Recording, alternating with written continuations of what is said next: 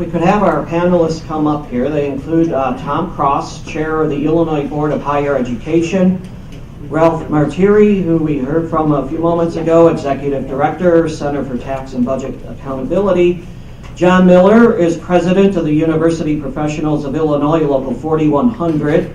Kurt Oldfield, President of Spoon River College, and Kyle Westbrook, Executive Director of Partners for College Completion. Also, I'd like to thank Ralph and Danielle for their presentation here of this report. Thanks for that. And I'm wondering if we could start off just by getting sort of a quick 1 or 2 minute reaction to what you've heard today. Maybe you've had time to read this report ahead of time. Tom, perhaps we could start with you. Just your thoughts on what you heard here today. Well, there's nothing good about what you heard today. I mean, I think we all know that. We need a budget. We need it sooner than later. For me, and there are a variety of things here that you can point to. I happen to think one of the biggest issues is math, and that to me is very, very troubling. We, as a state in 2001, were able to take care of every student's need that qualified for math. Today, if we get a budget, we'll be in the 350 range. We really need about $1 billion to take care of all the kids with math. Again, there are other things we can talk about. I'm not going to. I'll be glad to try to discuss those. Part of my reason for being here is also to listen, but I really believe math is something, and I think Ralph talked about it, the student that doesn't go on to college after high school because they can't get math money, there's a good chance they're never going to go to school, and I think that almost is criminal on the part of the state. We have got to fix math. The Board of Higher Ed, in the numbers they gave to the General Assembly this year, increased the math number by $100 million. It still doesn't get us there. It would put us at about 450, 475. And ultimately, we need to be really in that $1 billion range. So, again, there are a lot of things to talk about here, but for me personally, and for the Board of Higher Ed, I think math is something we need to address in a significant, substantive way, taking care of the students. I almost say kids, I apologize. The students that need that money. Kyle, why don't you go next? Sure. I would echo what Tom said and just actually put a finer point to it. Insofar as one of the things that we're most concerned about is eliminating the barriers to college completion, particularly for first generation and low income students. And as Tom said, when we look back historically with the MAP award, not only did it cover more students, but at the time it covered higher proportion of students' costs to go to college. And I'll date myself a little bit by saying that when I was a student in the early 90s at SIUC, between MAP and Pell, your entire tuition, if you were full Pell student, your entire tuition and room and board would basically be covered. So your only expenses then were your day-to-day living expenses. And for a low-income student, that in and of itself can become a challenge. But if you look at the state of sort of where MAP and Pell is now, if you had maximum Pell and maximum MAP award, you still only qualify for about $10,000 per year, which doesn't even cover tuition at Southern Illinois University at Carbondale, let alone room and board. So if you're a working class, low income student, whether you're from Southern Illinois, whether you're from Northern Illinois, regardless of where you're from, the cost to enter higher education have gone up significantly. Insofar as that family now is faced with the prospect of coming up with $12,000, $13,000, $14,000 just to be able to go and just to be able to attend. So I would sort of second what Tom said in that the structural problem that we're dealing with is that we're actually making it harder for the very students that need the most. The students who need the most are actually getting the least. And so in the budget, in whatever version of the budget that we see, if there's not a structural fix to that basic problem of the inequity that is making it more difficult for low-income and working-class students in the state to go to college, then what we're doing is we're contributing to a bifurcated higher education system whereby middle-class and upper-middle-class students have access to elite and private universities for whom this problem of state funding is an issue as far as math, but it's not a crisis the way it is at our state public universities.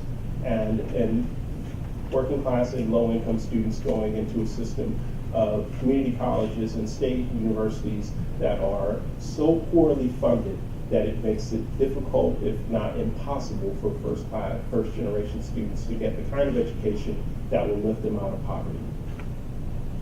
On this end, I think we'll work from the end back in. So Kurt? Thank you, Rich. Thank you for everyone who helped pull this together today. I might expand our discussion a little bit from what Chairman Cross started, with the focus being on math. Sometimes that's where we oftentimes draw our focus to. But I think the bigger root cause of the problem is the reason why tuition is outpacing math is the fact that the state hasn't supported its state institutions. So community colleges, I was a Spoon River College grad and I attended from 1993 to 1995. I think my tuition bill ran somewhere between $38 and $43. Now today, that's $150 to take the exact same courses. So I think what you see is with community colleges that are in the state of Illinois, we're set up with a funding structure of a third of our revenue was designed to come from property tax, a third of our revenue was designed to come from the state of Illinois, and a third of our revenue was supposed to come from tuition. Today, it's about 58% of our revenue comes from students, from tuition. About 7% of our revenue comes from the state of Illinois, and our property taxpayers in West Central Illinois have continued to do their part at 33%. So I think where we see the fundamental problem is the lack of funding to be able to support the expense of providing higher education in a high quality manner with high quality faculty to teach our young people the ability to go move into the workforce prepared, but also prepared for life. And so I think what we really have to continue to work on is the discussion about the state funding and the lack of funding that Mr. Marti presented so eloquently earlier, is that in 2002 we received $2.4 million. Today, so far, I've received $330,000. Now you know why tuition has to go up, because property tax can't, state isn't, and the tuition's the only thing that can. John? So I look at this from a statewide perspective, representing universities, mostly regional institutions across the state, with the exception of the Champaign-Urbana, UIC, and ISU and SIU. So we get the whole gamut that's here. And talking now with Kurt and some of our community college partners and some of the locals that we work with, there I see a system that's in collapse and in serious trouble. What Illinois used to have, perhaps one of the best, if not the best, higher education system in this country. From our community colleges, where students were able to either come back to, if they were working, come back, earn degrees, earn certificates, and move on, to our regional institutions like Western and Eastern, Chicago State, Northeastern, Governor State, were able to get that first bachelor's degrees, to our research institutions on our north and our south with SIU and NIU, and then our primary research institution with the system of UVA. Unfortunately, over the last 15 years, we can no longer say that, and certainly the crisis that we're dealing with now is putting that into serious problems. We're now, and what we haven't really talked a lot about, which is not just related to the need to add $1 billion to MAP, to add the millions of dollars to funding, is that we're actually pushing our students and our faculty and our academic staff out of the state of Illinois. So when you look at I think it was 2014, 2015 data, the state of Illinois lost about 16,000, 17,000 students that went out of the state of Illinois. Now some of those are going to the Harvards and so Yales, and those you're going to lose anyway. But when we're hearing students leaving Western or leaving Eastern to go to Indiana or to go to Missouri or to go to St. Louis or to go over to Iowa, we have a serious problem. And once those students leave, the likelihood of them coming back to become productive citizens in the state of Illinois, to start their businesses, to raise their families, to grow their own businesses, decreases substantially because they're recruited in those states. There's a reason why Iowa sends recruiters and Missouri sends recruiters here.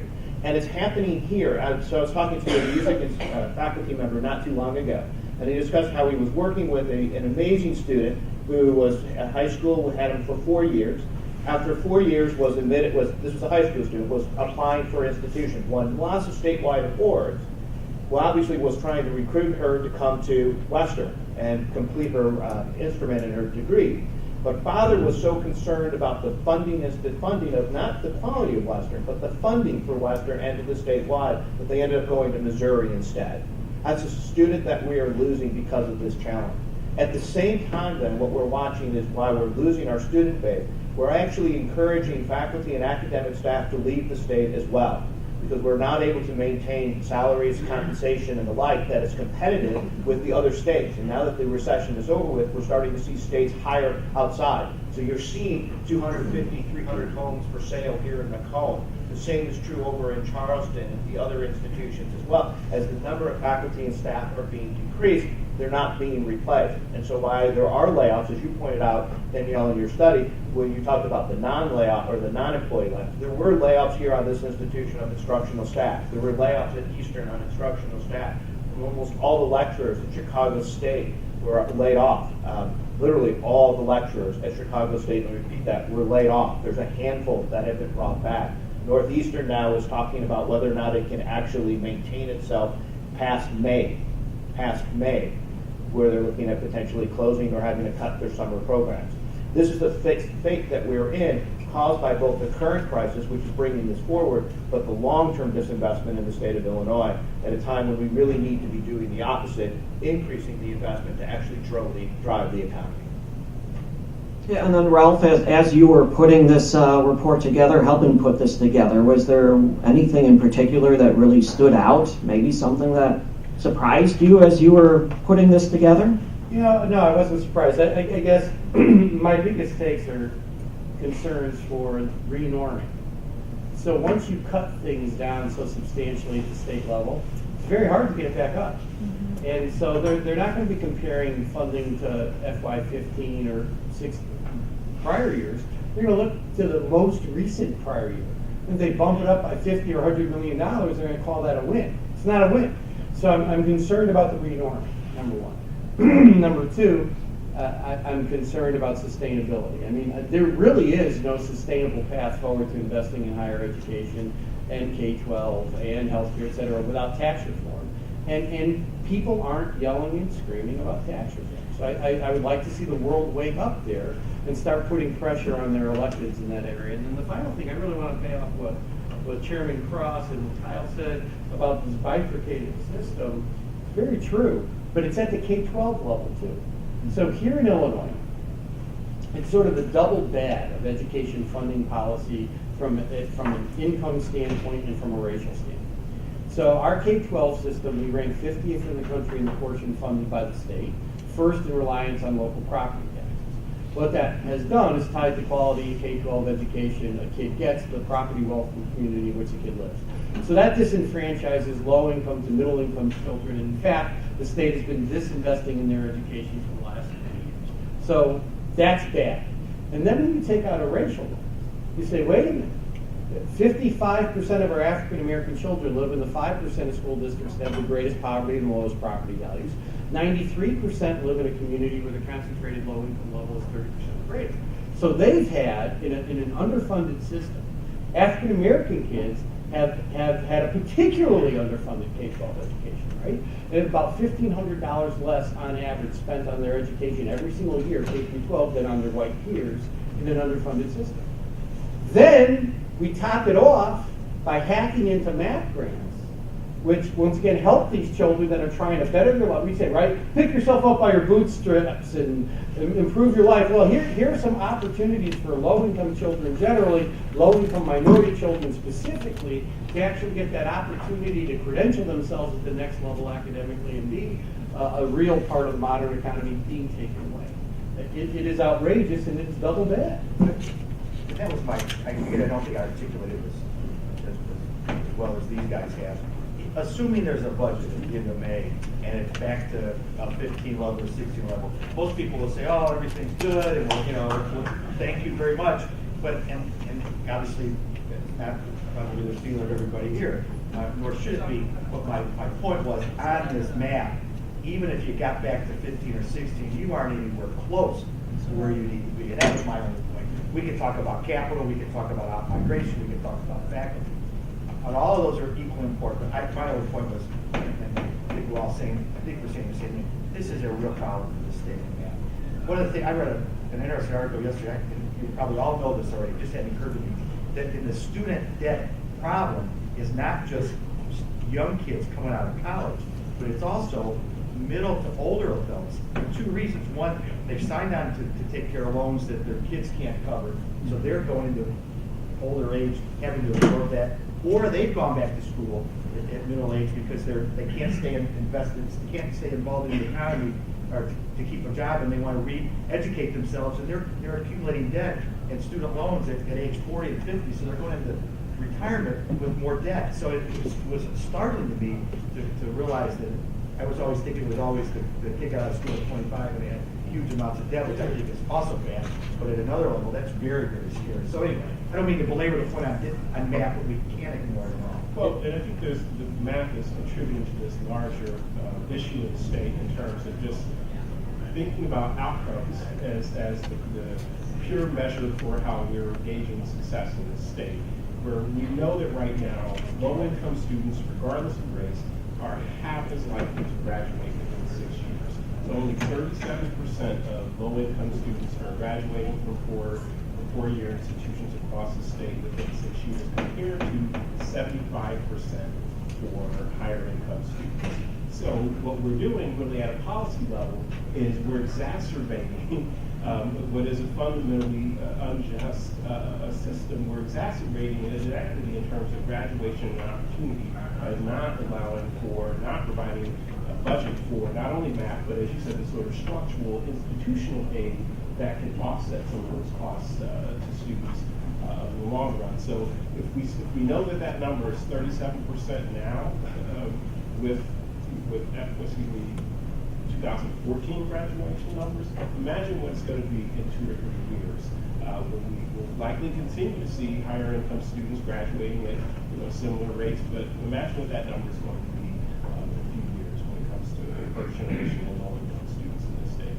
And so jumping onto that, what you see also happening is when you get into and you start to look at what is impacting in terms of the student debt problems that we're seeing, you have, of course, a national problem where there's $1.3 trillion in student debt. It's probably higher now than it was. It's an older data from the previous year. But in the state of Illinois, there's approximately $50 billion in student debt owed by people at all different levels. So then we have folks, as you pointed out, graduates who are retiring now with their Social Security being pulled out to pay student debt. And think about that. You're on a fixed income. You're having money pulled out for a student debt that you might have taken on for a child or for a grandparent or for the grandparent took on or even for yourself, and you're now paying for that. And then we have the average student graduating with approximately $30,000 worth of debt. So imagine starting off your career at $30,000 in debt already, which is the reason why Pew just recently, about a year ago, in one of their research studies, pointed out that we have more and more students putting off life decisions, or adults, I should say, putting off life decisions because of the size of the debt. And what are those life decisions? Buying a car, renting a house, renting an apartment, moving out from mom and dad, or from their home. So they're living in their basements, which is draining society and draining our own economy. So when we talk about this problem, we need to look at this bigger problem as a whole, but at the same time, when we have these students coming up that are facing these huge economic challenges and the racial divide that exists coming out of our K-12 school that is part of it, we need to realize that the people that are being laid off, the areas that are being cut, are oftentimes the student service areas. They are the advisors, and we know that that's where we need to be putting our resources in order to help those students succeed and graduate over it. And the research on putting if the student professor coming into a class sees their advisor anywhere from 6 to 8 times in the first semester, they have a 50% chance, greater chance of graduating in 4 to 5 years than anybody else. And yet we are cutting those areas out because of this crisis that's occurring here. And it's not just the immediate crisis, but the long-term crisis that's happening. And John, one other one you didn't mention, starting to save for retirement when you get out of age 30. Now imagine where we're going to be in 50 or 60. We worry about this generation not being prepared for retirement. Next Think about generation. these kids. So They can't start saving. And this becomes a massive statewide problem. And you bring it into a small community like Macomb or Charleston, you start to see the local businesses being harmed. How many small businesses have closed up here in the last year, 2 years, as a result of the lack of economics, so we lose the $1.34 generated from this when we pulled as many millions of dollars out of the economy. Well, and I think in addition to that, when you think about your own investments, many of us are wise investors and we invest in our retirement now. If I was your financial advisor and I said, I've got a plan for you that's going to yield you 7 to 10% return on investment, many of you would probably sign up, right? Because that beats stock market average, you're doing pretty well. Now, if I walked up to you and told you I've got an opportunity for you to earn 24.4% return on investment, everybody would be jumping on, right? You'd look at me like I was maybe even trying to deceive you a little bit. Spoon River College grads on average earn 24.4% more income than their peers from the same high schools who did not attend Spoon River College. Now, why would we not make that investment? Approximately 53% of the state's general revenue comes from income tax. When we have people earning more, what's that mean for our state revenue? We're having more income tax.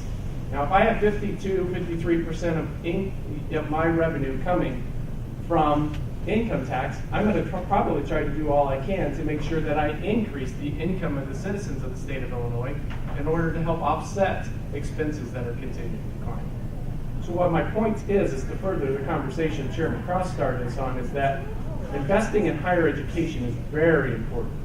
And Mr. Marti reflected that in his statistics, that you are truly investing in people's income. By investing in their income, you're solving a lot of other problems in the state of Illinois. There's very few investments the state could make where they would receive at least 24.4, and I know there's probably community colleges and universities that impact their students even at a higher rate than we do here in West Central Illinois.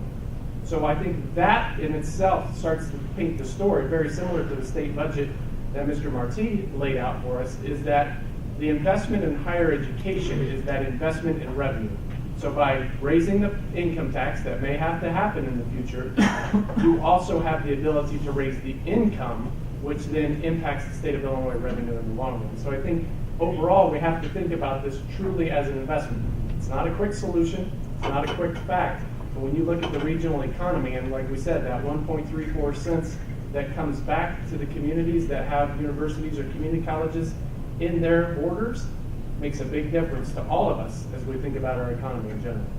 So why is the state disinvesting in higher education? Something that's been happening for 15 years with Democratic and Republican governors and legislators. I imagine many of you have talked to many of those policymakers over the years.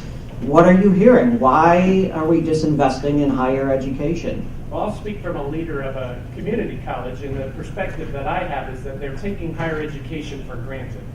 The services, the healthcare, all of the things that have been cut are being taken for granted. That because we, as community colleges, specifically as Spoon River College, have the ability to tax property, or we have the ability to raise tuition, that if they cut, it's okay, we'll make it up.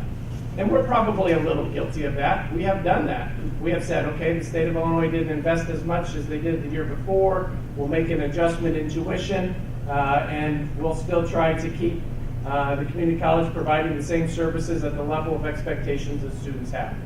And I'll admit, we've been guilty about that because we're a very student-centered organization and institution. But at some point in time, that becomes a self-fulfilling prophecy. And the state says, well, if you did it last year, you can do it again, you can do it again, and we start to see that slide continue. What happens is there's a law of diminishing returns that kicks in that says we can't keep providing the services that we've provided at the quality level that we've provided those at, and at the expense level that's expected. Something's got to change, and we're at that point. I would jump in with, from my experience talking with legislators, that's exactly how they see this. And I think it's gotten to the point where now institutions and universities like Weston, they know they cannot increase their tuition. So this is the second year, if I recall, in a row that the institution is not raising this tuition. Last year they actually decreased the tuition for the 3%, as many of you know.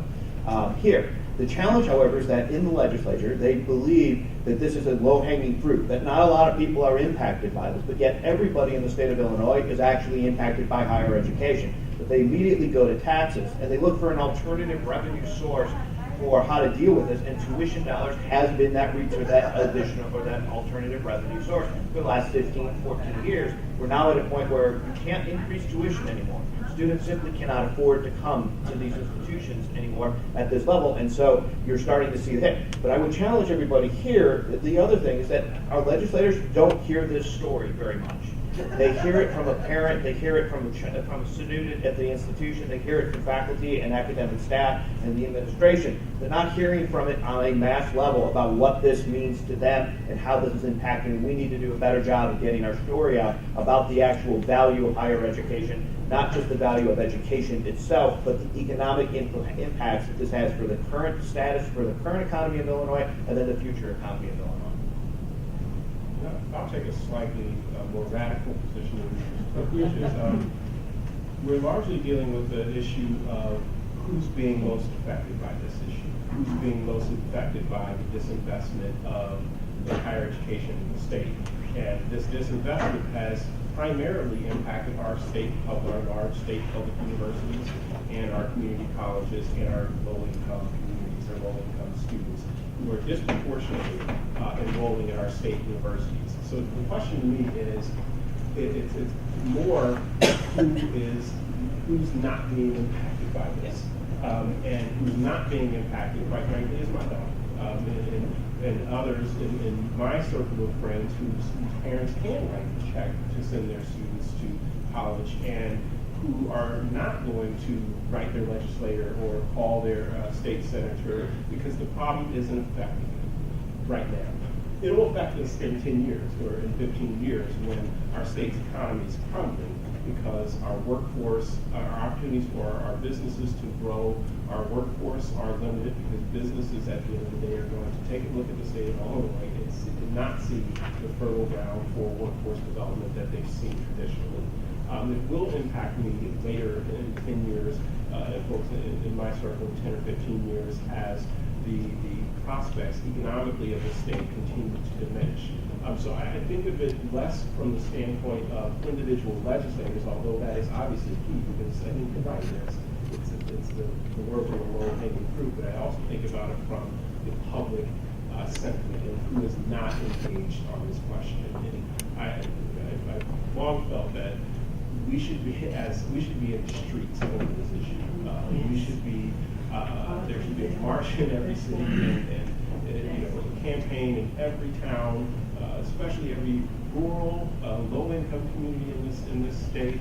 This isn't it spans the state. It's a Carroll, Illinois problem, and it is a Chicago problem.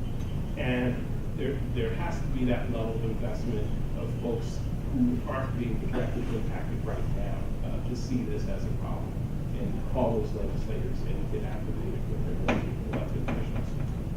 I think there's several things from a perception, practical aspect of what goes on in Springfield. One, I think it was a gradual decline. I think it started, I don't think there was an intentional thought 15 years ago that we're going to go after higher ed. I think it started. Someone said low-hanging fruit, and it just happened. And no one, well, it went down percentage, but it will survive. So I think it was just gradual decline. I think, too, this is an observation, not an editorial comment. I think there is the perception by members of the General Assembly that higher ed is bloated, and everyone in this room would disagree with that. I think that's the perception. And so members of the General Assembly say, "Oh, administration costs are high, but it's okay to reduce it a little bit." So that goes out. 3, as a general rule, and to Kyle's point, if you didn't have funding for K through 12, there would be rioting in the streets. Because everybody, not everybody, but a lot of people have kids at K through 12 schools.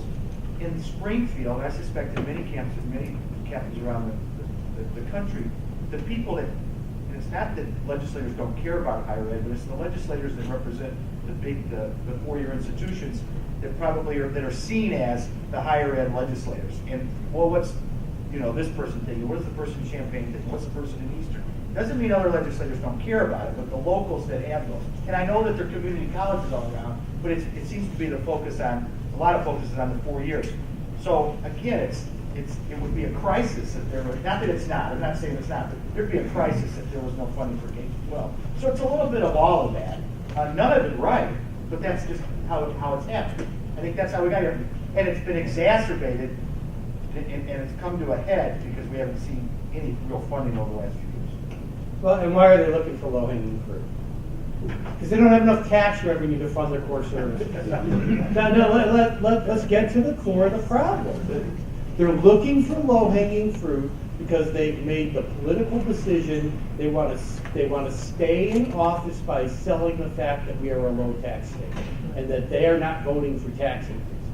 Not voting for tax increases means voting for cutting higher ed. It means voting for cutting social services.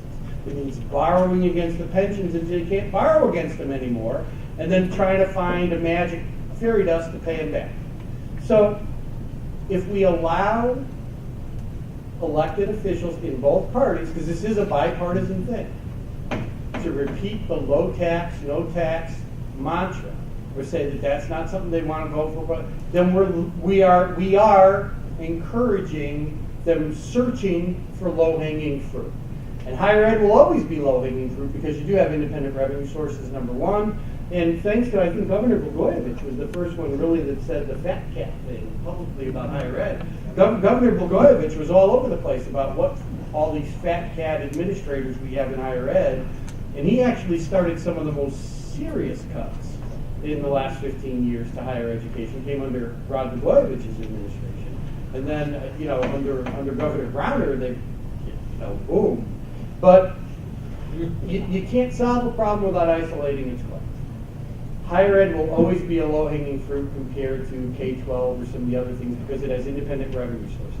So eliminate the need to look for low-hanging fruit. Fix the core problem. Focus on getting adequate tax revenue into the state so that we can fund the services at a level that's sufficient to satisfy demographically driven need. Period. Simple. Does tax reform address the pension issue, which is part of the equation with Illinois' fiscal problems? Well, you need to do both. So let me just talk about the math here. So the 1995 pension ramp is what's crushing the state. It's not the pension system. So in 1995, they passed a law that promised in 50 years, if we make the funding under this law called the ramp, our systems would become 90% funded at the end of that 50-year sequence. Sounds rational. Now, in 1995, we were only roughly 54% funded, and we had an unfunded liability of $17 billion. When they passed that law, they didn't pass a nickel of revenue to fund it. The reason we had a low funded ratio and a high unfunded liability, at that time $17 billion was high compared to our schedule, was because we didn't have adequate tax revenue to fund services. So low-hanging fruit, let's not fund the pensions. Let's take the money we should put in there and instead divert it to cover the cost of education, health, social services, and public safety. Let's stay artificially low tax, borrow against the pension contribution, and plug the gap, that structural deficit gap, between revenue growth and service cost growth. That's what they did. When they passed the pension ramp, they said, we don't want to deal with this problem. So for the first 15 years of the ramp, all they did was codify the practice of borrowing against the pensions. They, by law, grew the unfunded liability to north of $80 billion, from 17 to north of $80 billion in 15 years. That was the design of the law. That's how much they borrowed against the pensions. And then the back end is ramped up like it is now with monstrous year-to-year growth. So for instance, just numbers. 2016, the total pension contribution was $6.8 billion under the ramp. Only 1.6 was normal tax. That's the pension levels. 5.2 billion was the ramp, the repayment of the debt. This year it jumps up to about 7.4 billion, I think is right. Yeah, but that number really climbed after there was the holiday in 2005, 2006. Before the holiday, Ralph, I thought it was about 35 to 40 billion only unfunded, but it jumped to about 80, and not making those payments for a couple of years. That was also very that hurt, but it didn't make that big of a jump. No, they really did. They really did some really bad things with that ramp. And so the bottom line is that comes back to tax policy too. So how's it come with the pensions? We're not going to pay a ramp that does this because it's the same tax dollar that pays the pension that pays for education, health, social services, and public safety. So what you got to do is re-amortize, refinance that debt to flatten the payment. The new payment plan has to be designed so that you grow your funded ratio every year so the pension system's on a path towards health and is affordable enough so that you can still make adequate investments in education, health, social services, and public safety. So what you don't get from the math in that equation is what actuaries want. Actuaries want the system's 100% funded in 30 years. No way. We now have an unfunded liability north of $130 billion. You're not going to pay that off in 30 years. And frankly, you're not going to even be 80% funded in 30 years if you have a rational system, because we're what, 39, 40% funded today. What we should do is grow that funded ratio every year. Get it up to 60, 70% funded in 30 years, and then 30 years after that, 100% funded, level down. So if we re-amortize the pension debt, which, by the way, we owe the pension debt to our pensions. So you know how we re-amortize that? We change the law. They're not going to negotiate with the bank. We just change the law. This is another thing you should beat up legislators on. And I've heard some of the most conservative legislators in the state, even Senator McCarthy, before he retired, said we have to do what the CPDA said. We have to re-amortize the pension debt. It's crazy.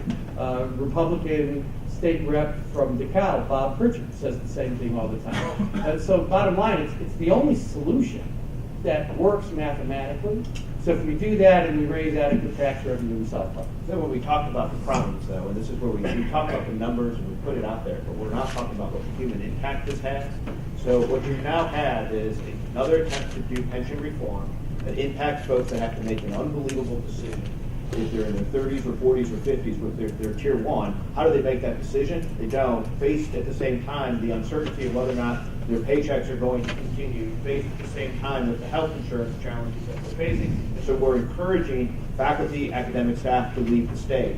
Throw in tier two system, which is a horrible retirement system, does not meet the need, doesn't meet Social Security, and we're even making it more difficult for institutions like Western and for our community colleges to attract, retain, and recruit faculty and staff for the long term. We're pushing these brains out of the state along with the research, along with the students. It is a huge problem that's occurring all because of these problems with the structural deficit. At the beginning today, I said I'd like to keep this interactive, and certainly we have plenty of time for some questions from you. Questions, thoughts, great comments? Go ahead. As the interest rates rise, the debt service will increase. How do you put that into your future projections? In ours? Yeah. So the interest rates on the pension systems are set by law, and that's by far and away the biggest debt the state has in its general fund.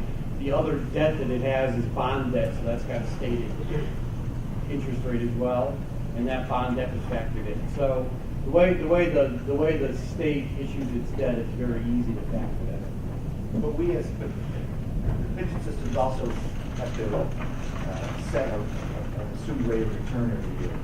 And in respect to this issue, most of them will start to drop. You've seen some countries start to drop their rate of returns. And where that does make a difference is it means the state's got to make a greater contribution in this route. So I don't know what do you say the pension payment was this year on 7.4. Yeah, because then you've also got some debt service, I think, on some old About borrowing. $2 billion. Yeah. On top of that. But anyway, that number in all likelihood kind of plays into your point about interest rates will go up because I think the systems are starting to drop the assumed rate of returns. That's important though. To go as high as 8. Yes, yeah. And then there's one other pernicious thing we're not saying there. So you're talking about the expected rate of return, the discount rate for the pension system. So let's just pick an easy number to work with mathematically. Let's say it was its old level at 8%. It's not anymore. It's 7 and change, but let's say it's 8. But if you're only 50% funded, even if you're getting an 8% return, the actual value is 4% of what was assumed when you made the projections. So you're growing your unfunded liability. So being unfunded makes the problem that much more difficult to resolve over time, and we are very so net the math of it is a little challenging, but we've done so. Our structural deficit model actually was peer reviewed by those PhD economists for those reasons. David? If we're going to be asked to get off the bus and the pitchforks out of the street, what are we going to be asking for in terms of a level of income tax that is going to... Okay, so... Nothing's going to solve... Yeah, so the amount. So the answer is, of course, it depends. You can go out on our website. We have a short report called "It's All About the Revenue." It's now a little dated. It was done in 2016, so the numbers have to go up from there. Generally, we have to increase the income tax rate. It's currently at 3.75%. It needs to go up to at least 5, maybe 5.25. Depending. At least 5. It has to now go up to at least 5. If they'd have done this solution a year ago, it could have been 4.75. If they'd have done it before that, it could have been 4. But time value of money, price goes up. It is what it is. So at least 5 to 5.25. We should consider taxing some retirement income. Of 41 states with an income tax, we're one of only 3 that excludes all retirement income. You don't want to harm fixed income, low-income seniors. What we did, and you'll see this in the report, is say, all right, if you have $50,000 a year or less in AGI, you keep the full deduction, you pay no state income tax on your retirement income. Between $50,000 and $75,000, 25% of your deduction is lost. So 25% of your retirement income is taxable at the state rate. 75% still isn't. And so we phase that deduction out so that someone doesn't pay the state's full income tax rate, which let's say it's 5% at that point, on all their retirement income until their total income is over $150,000 a year, and then frankly they can afford it. So that raises over $2 billion right there. The income tax increase for every point you go up in the income tax estate, and that's $3.3 billion after the refund fund and after the local government distributed fund and a couple of other little takeouts. So to get to 7, the rest of the problem is solved by expanding the sales tax base to include consumer services. When you do these things and you're done, you've raised $7.5 billion in 3 or 4 years. You could pay down all your past due debt. They'll never do that. They'll always carry forward a deficit of $2 to $3 billion, but that's okay. That's standard operating practice. And then you can start bumping up higher ed. And no, I'm just right. I'm telling the truth. Which part of that wasn't the truth? I'm not saying anything. All right. So I don't know what it was. Some emotion or something. But it solves the problem, and it keeps us still a relatively low tax state. Probably we have the 5th largest population in the economy. At these increases to our revenue base, we would be about the 27th highest state in the nation, total state and local tax burden, about half as a percentage of income. So we'd still be low tax. But would what you outlined be possible with the current state law about that? Yeah, I didn't put in a graduated rate. So you could phase out a deduction. You could do anything you want with deduction. There's no constitutional That's the way. Okay. More questions in the back? Bill. Bill Thompson, I'm the president of the WIU chapter of UPI, and I wanted to just discuss how what you guys are saying happens very locally here on the campus, using that low-hanging fruit model. One of your slides showed that the legislature now contributes about 22% of our budget, and that means, I believe I was just looking at a slide the other day from Matt Bierman, that about 70% of our operating expenses are now raised by tuition, and then there's some percentages that comes in the form of grants and et cetera. That means that the university is very rapidly privatizing. And by that I mean is that private individuals are seeking or paying for our education here at WIU. That in turn means that the university, let me put that, and then they are going into debt, as John and company pointed out, $30,000 worth of debt and more, right? That's an average, right? There's plenty of people who have more than that. Well, if you're a student and you're piling up that kind of debt, or if you're a parent and you're piling up that kind of debt, what's the very first thing you're going to think about?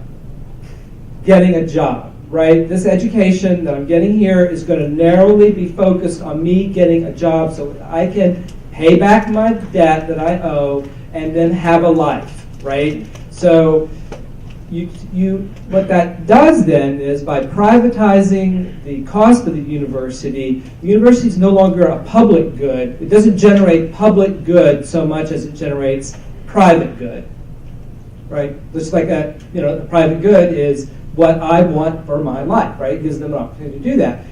And what that does is, it means that students no longer think of the university primarily, and maybe I'm being romantic by thinking they ever thought this way, but that as a place where you go to get the getting of wisdom, to becoming a better citizen, a more engaged individual who knows the history of our country, et cetera, and all of that, so they can make good decisions at the ballot box.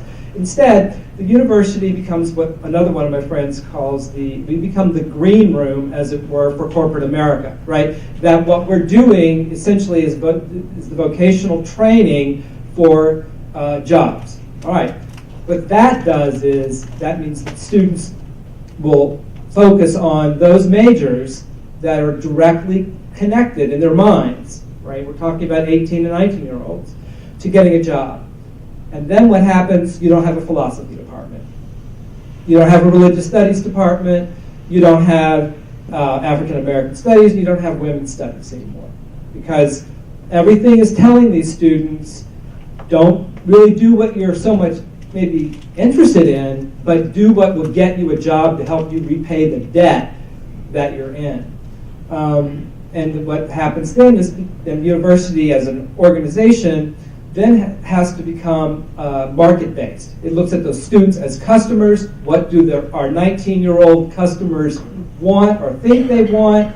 And that's what we're going to emphasize. And that's where the funds are going to. If you look at all the 27 faculty positions that are now advertised here, I don't think a single one of them is in the humanities, for example. They are directing those resources towards the vocational side of the university, which is fine. I'm just saying this is what this lack of funding actually does. It begins to distort the way to my way of thinking, distort the university's core mission, which for me is educating people so they can function well in a democracy. And I'm not blaming actually in a way the administration, although I often do, but not in this case I'm not. Because they have converted to this idea that what they're doing is running a business and the customers want this. They don't want that. I have to give the IBHE a little criticism here as well. Y'all create these ratios for productivity, which are kind of crazy, right? I mean, I don't know if you recognize that, but you use the same ratios for productivity at Western Illinois University that you use at the U of I. Right? And this is something that's been very destructive on our campus. There's a new ratio that's coming out. It's coming from the IBHE. It's going to be applied here. 40 majors in a department or program with 9 graduates per year, average 3 years. Before it was 25, 5, and 5. Right? 25 majors, 5 graduates per year over 5 years. So they shrank the number of years. They raise that. What that does is that rewards the popular programs. And that's what I'm saying is it creates a market-based thing that distorts the university and allows for low-hanging fruit. This is where the low-hanging fruit comes in. You begin looking at departments that are easy to cut because students aren't choosing to major there. And then one of the reasons they're not choosing to major there is because they're not getting the resources. I think we may have some reaction to your comments here, so. Just to react to the first part of the comment about the reasons why folks go to college, and suggest that there's a diverse and a multitude of reasons that people have gone to college. And putting, my perspective for students that we talk to on not daily but often, they are concerned about getting a job. Sure. Yeah. They are concerned about getting a job, getting a career that can lift their family out of poverty, lift their community out of poverty, and become really the sort of income, have an income that will sustain them for the rest of their life. So I want to address that part of it. And so just knowing that folks enter into higher education for a multitude of reasons. The second part of that is this dichotomy, which I don't think you were suggesting, but I wanted to make sure that we stay away from, or that we acknowledge that exists, which in my mind is often a false dichotomy that exists between training for jobs and training for sort of traditional liberal arts education. If we look at what students need to know and be able to do in the workforce in the 21st century, sure, there's often some aspect of it that is technical, but there is often the bigger aspect of it, which is around critical thinking, around judgment, and around working with others, that you see and hear from employers all the time, that is what they're actually interested in as much as the technical side. So to your point, that absolutely we know that religious studies, philosophy departments are often sort of on the chopping block. As a former history teacher, history major myself, I am particularly sensitive to that. But I also want to suggest that we end up in this kind of situation is with sort of a Lord of the Flies or Hunger Games in higher education, which is that because we're not funding it properly, then we have to make all of these discriminations about what we think is most valuable. And so, to me, as long as we aren't funding it properly, the discussion has to be about getting to that point and less so about what are the particular programs that we're going to cut until we get to that point. But I hear Yeah, my point is that I'm all for people getting a job. I understand that. That's not a problem. It's just that the university gets distorted because it begins to be about what student popularity, right, begins to drive the curriculum. And it will then shrink these other areas that do the things that you talk about specifically. I don't have a problem with people getting a job. I think they obviously they need to get a job. But that the debt actually forces people to make or to think about the university in a way that maybe you and I didn't think about the university. Yeah, and I guess the point I would sort of make in response to that is, do we need, and this gets back to sort of Tom, your point about sort of legislators looking at universities as sort of bloated. If we don't take sort of a different approach to how we're thinking about the university and understanding the balance between having a comprehensive university that can serve a multitude of needs for a multitude of students with a multitude of programs, balanced with the reality of a changing academic environment for students, a changing workforce for students. I don't think we can continue to have a higher education system that's rooted in the 19th century, in the 21st century. And the way that we get there shouldn't be at the end of a budget acts. The way that we get there should be through thoughtful, deliberative processes that happen within colleges and universities. It's unfortunate that it's happening at the end of the budget acts. But I would suggest that we have to begin to think differently about the nature of the university at its core as we have these conversations about budget and finance. And the two are obviously linked in this context because the budget acts is forcing that conversation in a way that isn't genuine and authentic to the particular needs of Western Illinois, for instance.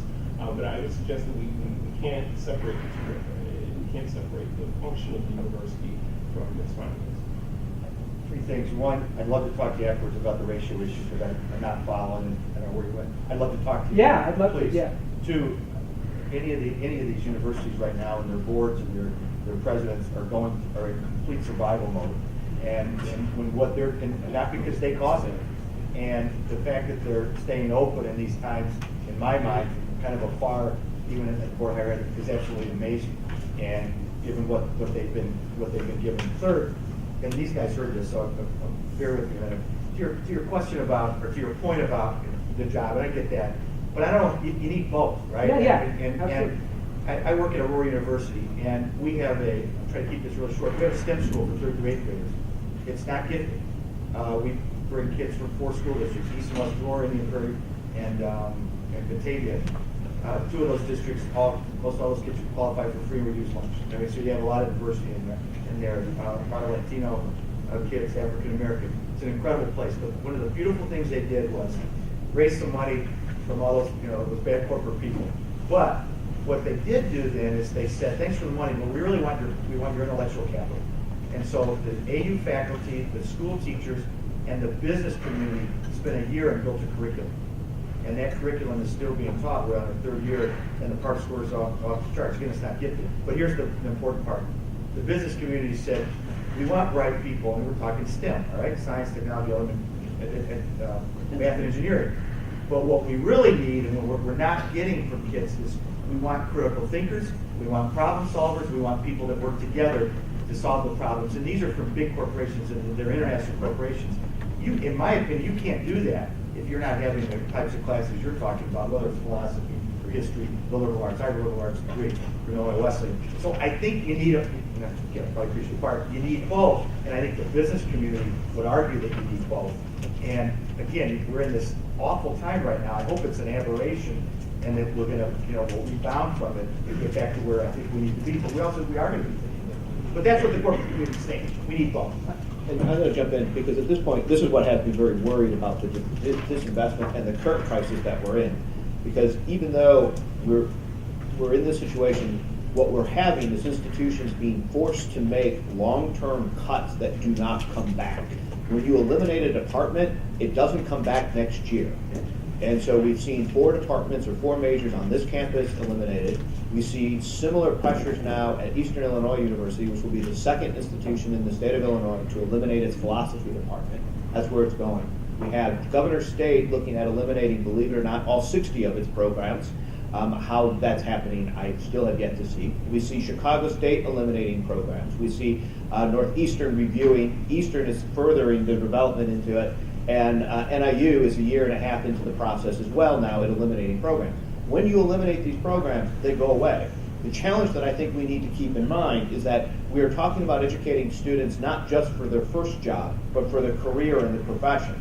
And what's being cut and what's being harmed are the humanities and the liberal arts, the very key components where we're focusing in on the strategic and critical thinking components, but that's what's being harmed because that's not where we think we can go, that's where our growth is, and yet that's the long-term harm. Just as society is, of course, demanding a greater focus on social justice, the need for social justice in our society.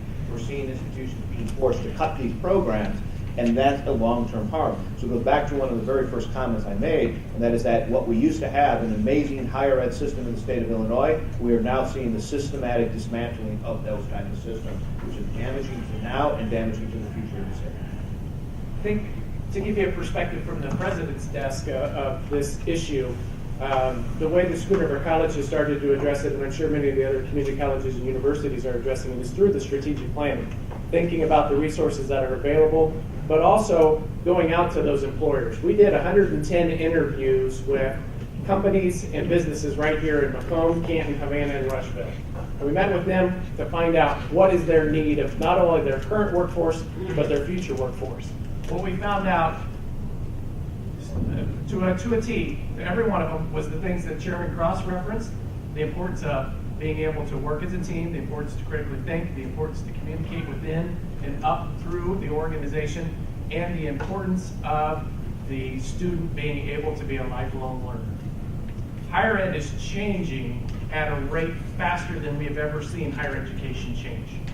To be honest, we're still educating students the way we educated students in the 1800s, right? I mean, since University of Illinois, Western Illinois University were founded, there are some very similar aspects to providing education that we have provided education since its beginning. So what I'm challenging our faculty and staff to think about is to encourage our students to think much more entrepreneurial.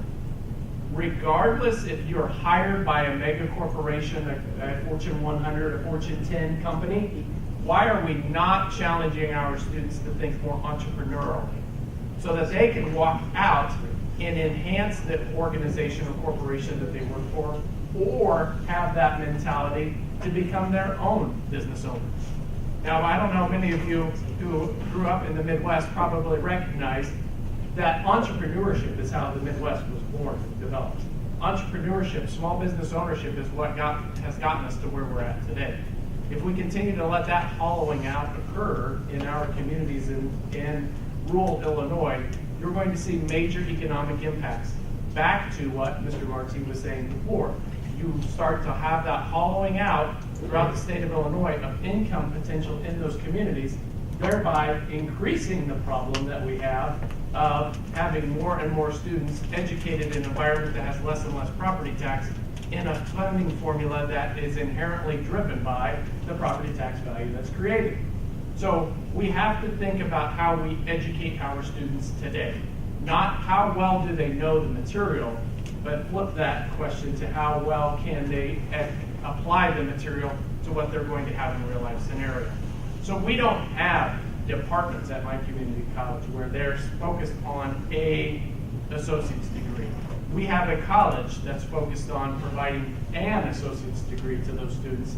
That students who walk out of our Diesel Tech program are required to have communication skills, are required to have math and technical application of math skills, are required to have the ability to think critically in the environment and interact with the customer that they may interact with. That's where education is going today. It's changing the way we deliver education, it's changing the way how we deliver education, and it's changing in the way of what we deliver in education. And we have to embrace that education is changing. We have to kind of implode the models we have now and think about what our students need in the future. I've challenged our faculty and staff to do that. I challenge our board of trustees to think about that, because it truly does turn an organization on its head. However, what it does is provide the future, because we're not going to cut our way out of this problem. We're going to grow our way out of this problem. And so the only way for us to grow our way out of this problem is to provide education in a new and fascinating format that students are excited about, but they still also are employable once they move on past our four walls. What else? Go ahead. In the white. Oh, you. Oh. Well, you're at the mic. Go ahead. Hi, I'm John Little with the Illinois Federation of Teachers. I just wanted to ask the panel a question, because in my line of work, I do a lot of, I have a lot of contact with administration at K-12 and various universities, and I just want to follow up with what Mr. Oldfield was just discussing. It seems like organizationally, we've created a lot of sort of self-imposed barriers. And this is a time where, the numbers from this study are very compelling. And I think demonstrate the enormity of the crisis that's facing the state in terms of funding not only for higher ed, but social services and pre-K-12 and public safety. But yet there seems to be a disconnect with organizationally our abilities to build coalitions, to talk with one another, union to administration, the administration and the union working cooperatively together with regional and local chambers of commerce, with the manufacturing associations, with other social service organizations.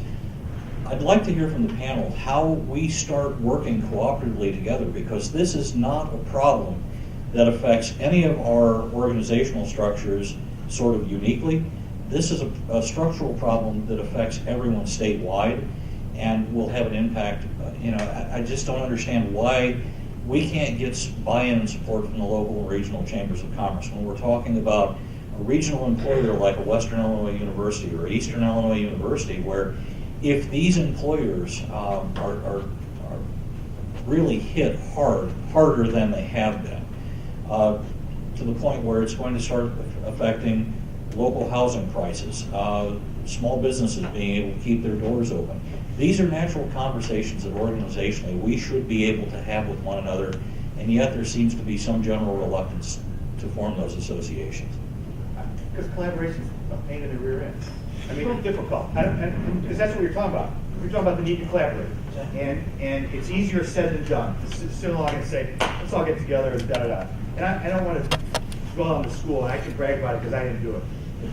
The woman that created this at Aurora University sat down with the mayor, the Chamber of Commerce, the school districts, the local unions, the university, the corporate community, the not-for-profit community, the faculty, and got everybody around the table and said, I got this idea, and continued the conversation, as opposed to saying, we're just going to do it this way.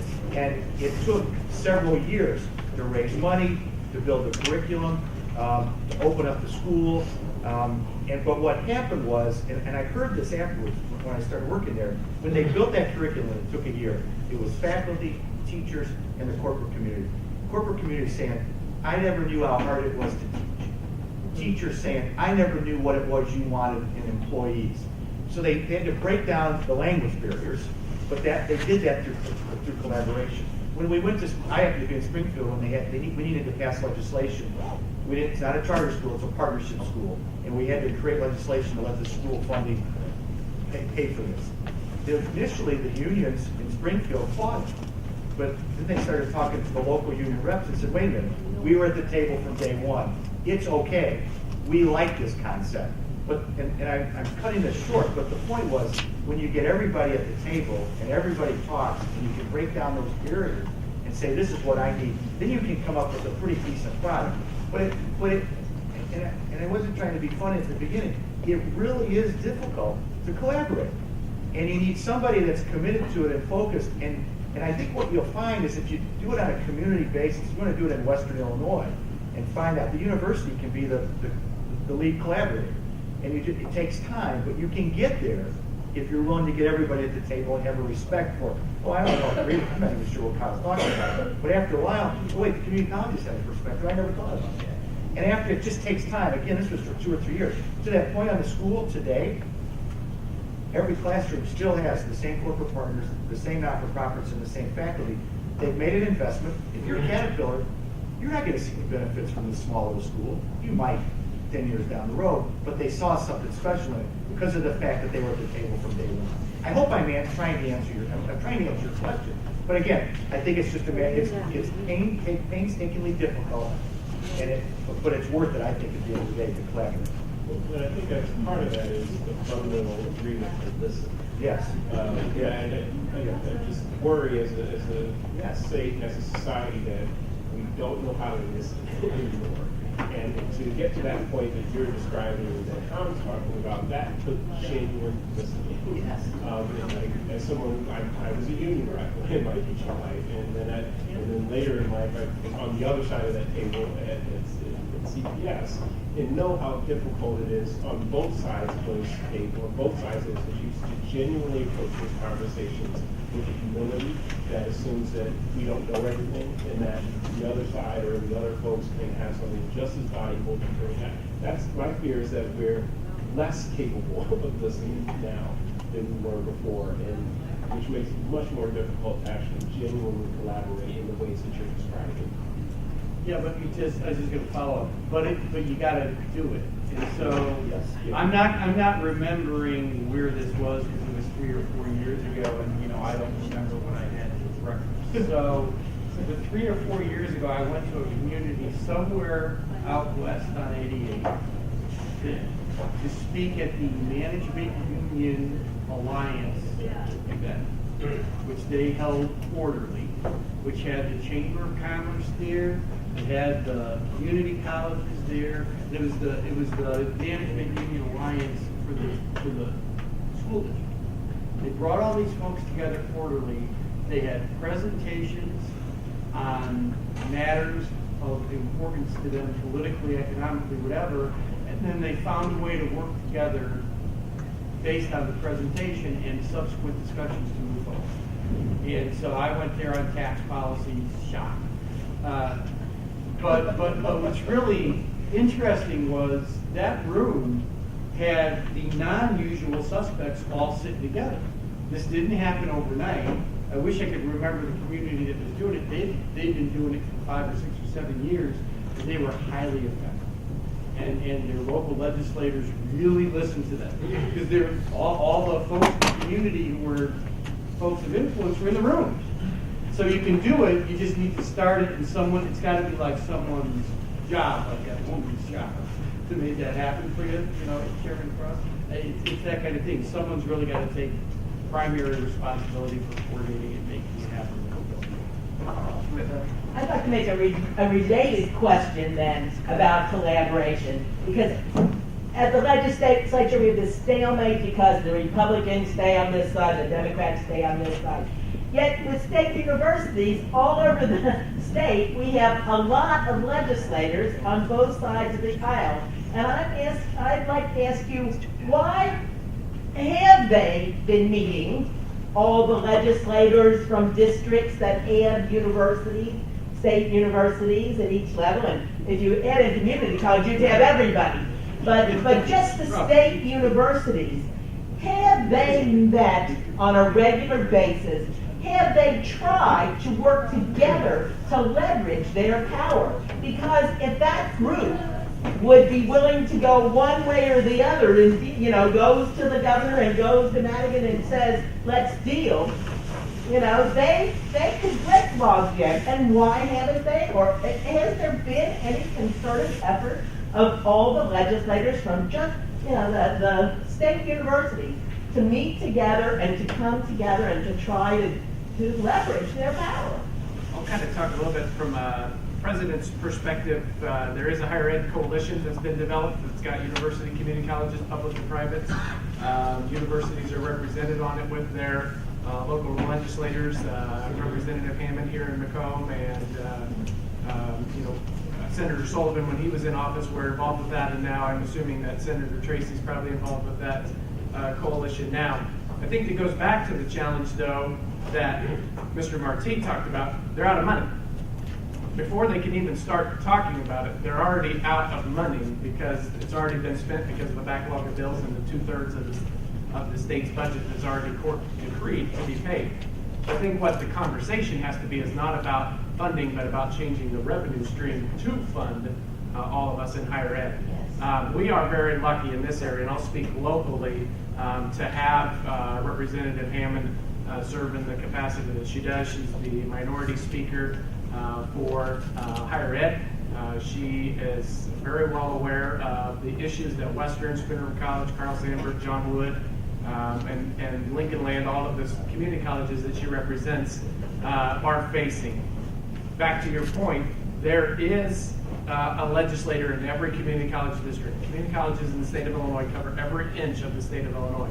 So every legislator has a community college or a portion of a community college district in their legislative district. And so we as community college leaders need to continue to have legislators understand the importance of that, because we have to work with universities. We are not the silver bullet for everything as community colleges. We're part of the solution, but we're not the silver bullet. And so the collaboration you talked about even includes within higher ed. Public universities, community colleges, and private universities have to work together, in addition to the business and industry folks who benefit from all of the work we all do to get students to become college graduates. And so I just want to give a plug for the Macomb Chamber of Commerce. You know, the mention was made about Chamber of Commerce and Economic Development. Both Kim Pierce and the Macomb Chamber of Commerce have worked hard to get higher ed and business and industry to work together and to collaborate. We have a great model here in Macomb between Pella, NTN Bauer, and a lot of the other business and industry that are here. They do a very good job of helping work together with the higher ed institutions to be able to support the technical components of what we do and also the humanity components of what we do. And so I'm really proud of the partnership that's here. Can it be more? By all means it can be, but I think here in Macomb specifically, we are very fortunate to have a collaborative effort, but it's certainly going to take a lot of time. Yeah, it's money in a different sense though, because, you know, you saw some pretty serious political collaboration between Alida Redonio and Senate President Fullerton, who both, I thought, were pretty courageous politically in what they tried to do on revenue policy and some other things. They met with editorial boards, they worked across party lines, and neither the Speaker in the House nor the Governor would support either. And the Speaker is important from a money standpoint for Democrats because he controls the purse strings for the Democratic Party in the state of Illinois. And Governor Rauner is so wealthy independently and so willing to use that wealth that it is very difficult as a Republican to buck him, because if he doesn't like the way you are bucking him, he makes it no secret you will be on the hit list in the next primary, and those are a lot of resources to go up against. So they're just, that's a challenge. And so you saw an attempt at a political collaboration that I thought was relatively great and put a lot of difficult things on the table, but because it didn't get the support from either the head person in this party or the head person in that party, it didn't get where it needed to And go. it didn't get the support of all those legislators either. I mean, I know every legislator within the university in their district knows the issues and will say they're fighting for the university and all that, but they're not facing the facts of the revenue shortfall, which they know. Well, people, all politics are local at the end of the day. So the state senators and the state reps who do represent universities and community colleges, if they're hearing regularly from people in their community about their need to do something on the revenue side to make adequate investment, that will move them more than a million speeches from me or any other. It's just true. I think, going back to your days as leader cross, is that true? I mean, that's No question about it. yeah. So Look, it didn't solve the problem, but the $20 million that got appropriated at the end, and Western got some of that as a result of those legislators going to ban. It's banding, okay? But that happened because of the people that represented their respective cities. We promised to get out of here by 1, but Jim's been patiently waiting there, so we need one last question. Thanks, Rich. I just want to actually, this may not be necessarily new. Jim LaPrade, I'm Professor of Educational Studies here at Western. And I want to applaud this panel. I want to applaud the information that was shared. I guess my question is this, is our local legislators, both at the representative and at the senator, are they aware of the severity of what this defunding, of just what was presented here? And I want to know, were they invited to this event? Because this has to be brought back to them. Because you're right, it is about a revenue stream that has to be realized. But the long-term impact is what's really going to end up devastating us.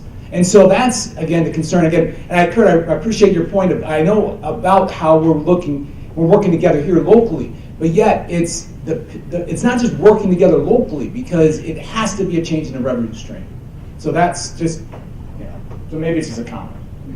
I can tell you from my conversations with both Representative Hammond and Senator Tracy, they're aware of the issue.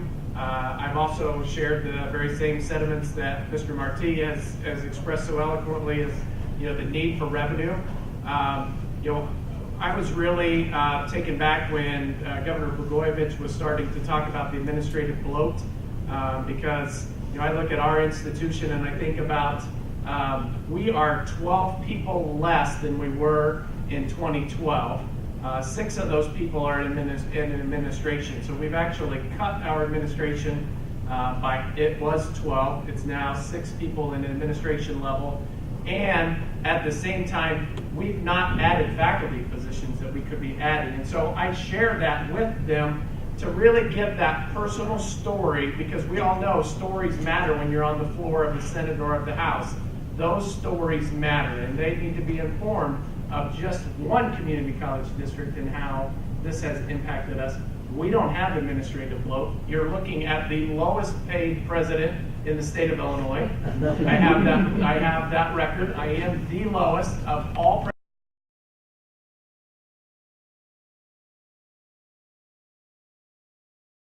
lately that kind of you cross your fingers and wonder, why did we just do that? But that's a misposition, a place where we shouldn't be putting attention, because we're talking about chump change in the real realm of life and where we're cutting down higher ed. It's a convenient political excuse not to raise funds. We have this problem on multiple campuses, on multiple universities, where we see the reverses occurring, where there is higher in the number of administrators and lower.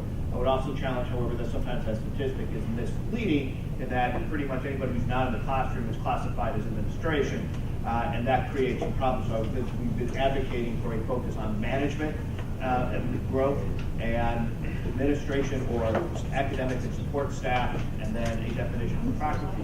But these challenges exist. The problem is the partisanship that exists still exists. And while you have a good relationship with Representative Hammond, we have serious problems with Representative Hammond over the course of the last several years over partisanship divide that doesn't need to exist. So coming to your question here is, when you talk about the number, why isn't everybody working together? Why aren't these state reps working together? There is the political fear that you're pointing out of the dollar amounts that are being controlled on a party level that's influencing these individuals. But my challenge isn't to say that these state reps and state senators that represent the universities directly are the challenge. It's the ones in the communities around you. It is trying to get up and talk to the folks in Galesburg, go up to the Quad Cities and talking to the folks in Galesburg, going over to Peoria and talking to them to expand it, because it's not a Macomb legislative problem. It's not a Charleston legislative problem. It's the state of Illinois. They have students, they have parents, they have adults, they have schools. All of these kids want to go, and we're harming the entire state economy by our failure to fund higher education. And And that's where our attention needs to be. And that means we need to go out and go to the streets. As somebody mentioned earlier, I'm right there with you. We invite you all on a massive statewide action on April 27th. We're defining that as we're going now, but these are the challenges that we're going to be facing, and we're not backing down from this issue. But to the question, are the 4 years letting the individual reps and senators know the severity of the problem? I can assure you they are. They're at a probably almost a daily basis. So whether it's Macomb or whether it's Charleston, whether it's Champaign, they're not hanging around just waiting for them to find out. They're in their faces on a regular basis. But it needs to be a broader discussion. That's the point. We talked about it when we were in Chicago. You know, do people really care? Does the non-local person from the university really understand the severity of this? And that's a problem. I don't believe they do. I'm sorry. The last thing I would add is just, I think we have to, and I think this is incumbent on all of us that are involved in higher education one way or another, to redefine what we think of as corrupt. Because I hear that term often, and I hear it often in K-12 education, and we use the same nomenclature in K-12 to suggest that we don't need as much support staff in some K-12 schools and K-12 districts. And the reality is that we often have districts with students with significantly more and higher needs. And I would argue that our state public and public universities and community colleges, who are in many cases facing student populations with close to or more than 50% of those students being low income, that students will come with different needs. And so I think we have to get smarter about sort of challenging this notion of bloat, insofar as what it often means is additional student service personnel who are counselors who are working directly with those students, even additional administrators who are leading programs that are significant to supporting low-income student success in college and universities. We have to redefine this discussion to make sure that it's about what all students need, and what all students need is different depending on what that student comes in the door with when they arrive as freshmen at Western, or arrive as freshmen at School River. And you've got to nuance this a bit. You can't assume that the needs of Western are the same as the needs of Urbana. Please join me in thanking our panelists.